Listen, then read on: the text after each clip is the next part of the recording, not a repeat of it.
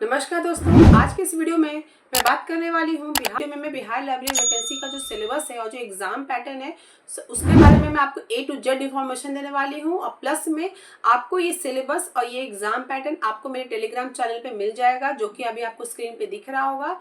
ये PDF मैं आपको मुफ्त में देने वाली हूँ। तो अगर आप बिहार लाइब्रेरी वैकेंसी की तैयारी कर रहे हैं, आप एग्जाम देने वाले हैं, तो इस वीडियो को पूरा लास्ट तक जरूर देखिए। और मेरे चैनल पे नया है तो मेरे चैनल को सब्सक्राइब जरूर कीजिएगा, क्योंकि मेरे चैनल पे बिहार लाइब्रेरी वैकेंसी से रिलेटेड सारे ही लेटेस्ट अपडेट आपको मिलेंगे। इस वीडियो में मैंने फुल डिटेल में बताया है कि बिहार लाइब्रेरी वैकेंसी से रिलेटेड सारे ही डिटेल्स मैंने बताया है, जैसे age, qualification, selection process, salary, total details मैंने दिया है। तो उस वीडियो में भी जाके आप देख सकते हैं। बिहार लाइब्रेरी सिलेबस को जैसा कि आपको भी यहाँ बोर्ड में दिख रहा है, मैंने बिहार लाइब्रेरी सिलेबस को 5 पार्ट में डिवाइड किया है। जैसा कि पहला है फाउंडेशन ऑफ लाइब्रेरी साइंस। जो बच्चे लोग भी लाइब्रेरी साइंस में डिप्लोमा या बैचलर डिग्री किए हैं वो इस चीज को बहुत अच्छे से जानते होंगे। दूसरा है नॉलेज ऑर्गेनाइजेशन, मतलब ऑर्गेनाइज का नॉलेज होना, और उसी में क्लासिफिकेशन एंड कैटलॉगिंग। ठीक है। थर्ड पार्ट है लाइब्रेरी मैनेजमेंट, मतलब मैनेजमेंट कैसे किया जाता है, जो आप लोग पढ़े हैं अपने डिप्लोमा में, बैचलर डिग्री में, उसी से पूछा जाएगा। फिर reference and information service, reference और इंफॉर्मेशन सर्विस जो है वो भी आपको पूछा जाएगा। ठीक है। और बेसिक कंप्यूटर और लाइब्रेरी ऑटोमेशन।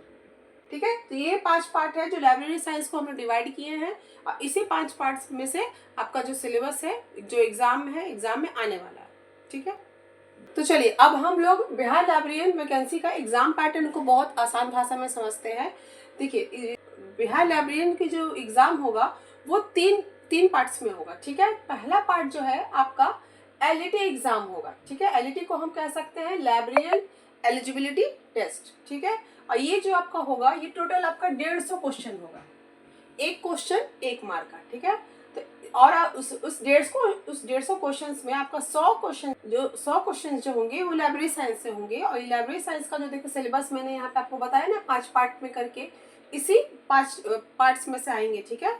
और उसके बाद जो 50 क्वेश्चन होंगे, 50 क्वेश्चन में आपका पहला होगा जीके जीएस से आएगा, फिर हिंदी या इंग्लिश, फिर मैथ्स, रीजनिंग और साइकोलॉजी को आप कह सकते हैं टीचिंग एप्टीट्यूड भी कह सकते हैं, इसमें से भी आ सकता है। तो मतलब इन पांचों को मिला के आपका 50 मार्क्स का रहेगा।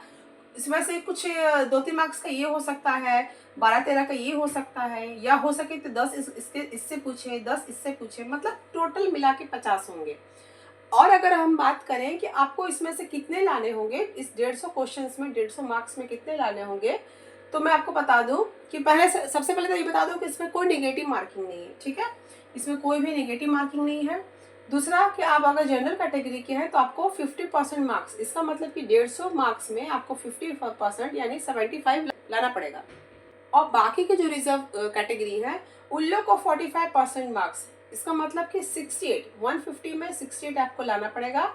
और मैं आपको ये भी बता दूं कि ये जो एग्ज़ाम है इसका मार्क्स फाइनल मेरिट लिस्ट में नहीं जुड़ेगा, ये क्वालिफाइंग है। अगर आप इस फर्स्ट एग्ज़ाम में आप पास कर जाते हैं तो आप सेकंड स्टेज के लिए क्वालिफाई कर जाएंगे। ठीक है। ये क्वालिफाइंग मार्क्स है। चलिए अब हम सेकंड पेपर की बात करते हैं। सेकंड पेपर जो होगा आपको फर्स्ट पेपर क्वालिफाई करने के बाद वो आपका 100 क्वेश्चंस का होगा। ठीक है। 100 क्वेश्चन 100 मार्क्स का होगा। उसमें से मेन रोल जो है आपका 25 क्वेश्चन जो होगा वो आपका इंग्लिश में होगा। ठीक है। और जो 75 क्वेश्चन होगा, 75 क्वेश्चन होगा, वो आप अपने चॉइस से, जैसे आप हिंदी है, उर्दू है, बंगाली, जिस भाषा में भी देना चाहें आप दे सकते हैं। देखिए सिलेबस तो यही रहेगा जो आपका पार्ट 1 में था, पार्ट 2 में भी वही रहेगा, लेकिन सिर्फ उसका लेवल बढ़ा दिया जाएगा और क्वेश्चन घटा दिया जाएगा। जो कि 150 था तो ये 100 हो जाएगा। और इसमें आपको चॉइस है। ठीक है। आपको अपने इसमें चॉइस में देना, ये थोड़ा डिस्क्रिप्टिव टाइप में पेपर होगा। ठीक है। और इसमें भी नेगेटिव मार्किंग नहीं होगा, सेकेंड पेपर में भी। और इसका जो मिनिमम मार्क्स जो लाने हैं वो आपका 30% लाने हैं। ठीक है। 30% से ऊपर लाएंगे तभी आप थर्ड पेपर के लिए क्वालिफाई करेंगे।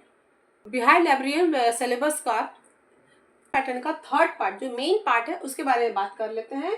जो आपका थर्ड पेपर जो होगा वो आपका टोटल होगा 120 क्वेश्चंस होंगे।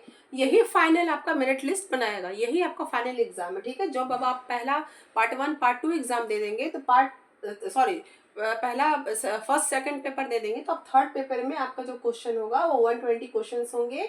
आपका 80 क्वेश्चन जो है वो सब्जेक्ट, इसका मतलब कि लाइब्रेरी साइंस से होगा, क्योंकि इसी से आपको सिलेक्शन लेना है, तो इसलिए ये मेन सब्जेक्ट लाइब्रेरी साइंस से 80 क्वेश्चन होंगे और 40 क्वेश्चन जो है वो आपका जीके जीएस मैथ से होंगे। ठीक है, उसके बाद हाँ, अगर हम बात करते हैं कि क्या इसमें नेगेटिव मार्किंग होगा, तो जी हाँ, इसमें होगा आपको 0.25 जो है इसमें नेगेटिव मार्किंग होगा। और मैं आपको ये बता दूं कि जो कि मैंने आपको बताया कि जो लाइब्रेरी साइंस का हम 5 पार्ट में डिवाइड किए थे सिलेबस को, उसी सिलेबस से आपका आएगा। जैसे कि पहला था, जैसे मैंने आपको पहले बताया था, फाउंडेशन ऑफ लाइब्रेरी साइंस से आपको 20 क्वेश्चन हो जाएंगे। नॉलेज ऑर्गेनाइजेशन कैलासिफिकेशन कैटालॉगिंग से आपके 20 मार्क्स के हो जाएंगे। लाइब्रेरी मैनेजमेंट से 20 क्वेश्चन हो जाएंगे।